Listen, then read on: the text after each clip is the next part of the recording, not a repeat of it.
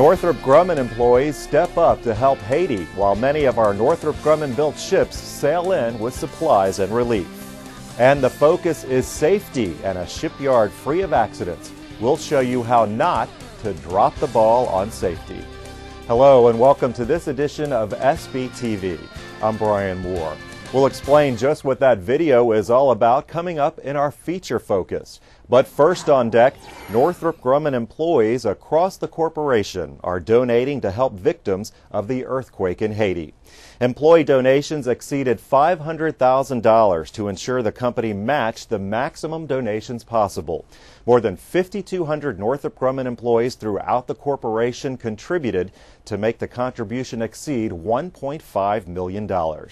But it's not just money making a difference. Several ships built by Northrop Grumman Shipbuilding are part of the U.S. Navy's disaster response mission. The aircraft carrier USS Vinson, CVN-70, fresh from its midlife refueling and complex overhaul at Newport News, departed Norfolk on January 12th for its home port of San Diego when it was diverted to Haiti.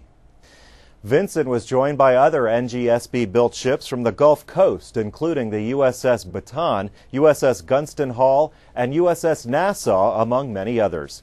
Shipbuilders from the Gulf Coast and Newport News say it's just another source of pride in building the greatest ships in the world. It makes me feel good and proud that, we have these carriers can get over there and they can take all these supplies and doctors and, food. I did get a sense of pride in that because, the Vinson, I live right down there on 31st, and the Vinson was gone one day. Next day after Haiti's incident, I was watching the news and they talked about the Vinsons right there, for 2 weeks, right there on the top of the game. It really give me a good feeling about what we do here, And I was proud to see something that we built here and all the people that helped build that ship go help out needy people somewhere else. It's always nice to see those assets show up out there when you're helping people, but when it's something that's built right here that you've had a part in helping building, it's even a more moving experience. During relief efforts, the Vinson sailors also distributed more than 3,000 gallons of water from the ship's new water dispensing system, while Marines and sailors aboard Baton administered first aid and life-saving medical care to dozens of injured, dehydrated, and famished victims. More Northrop Grumman ships are expected to travel to Haiti in the months ahead as disaster and rebuilding efforts continue. If you want to know more, look for this link on our shipbuilding website to see how the military and Northrop Grumman built ships are helping in relief efforts. Now taking a look at other news from around the yards. The second U.S. Coast Guard National Security Cutter, Weishi, set sail from Pascagoula as it was officially delivered to the Coast Guard. Weishi is now in its home port of Alameda, California, where it will be commissioned in May.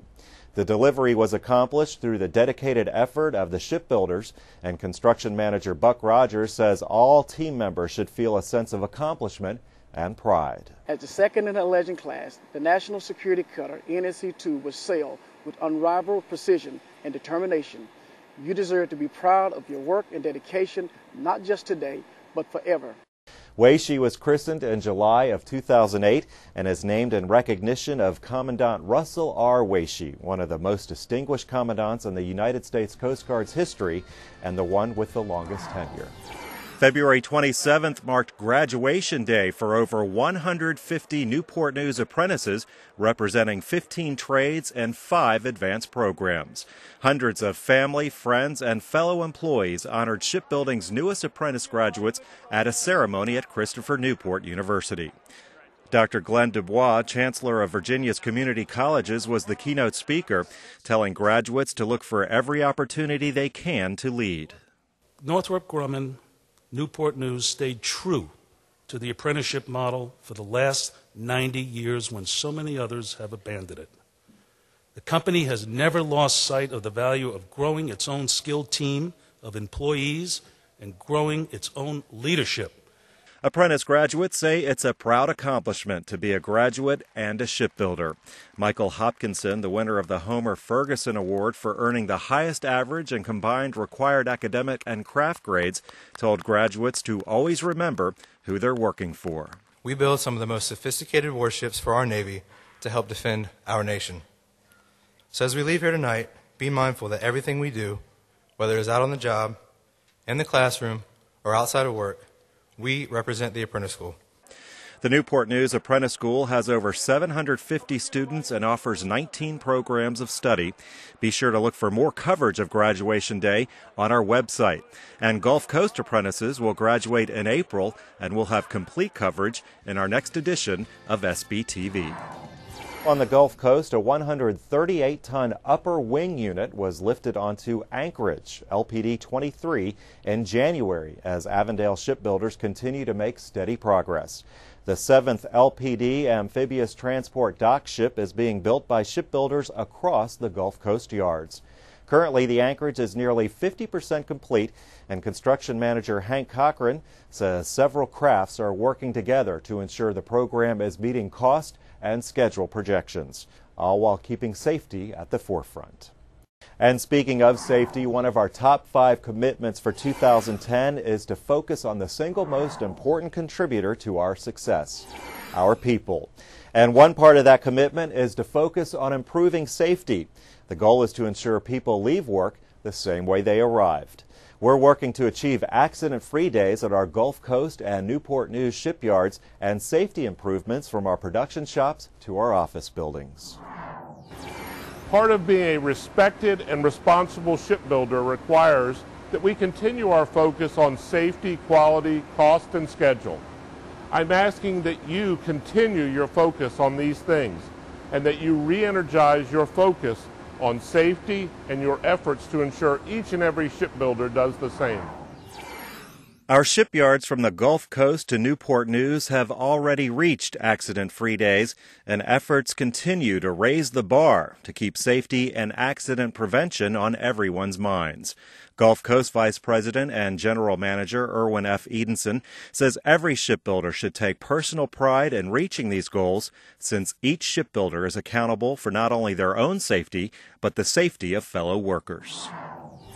And one of our shipbuilders is taking the message of safety to a whole new level by writing and recording a music video to help spread the word.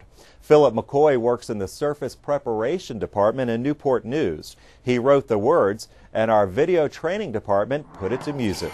It's another tool to keep the message of safety in everyone's minds. Let's take a listen.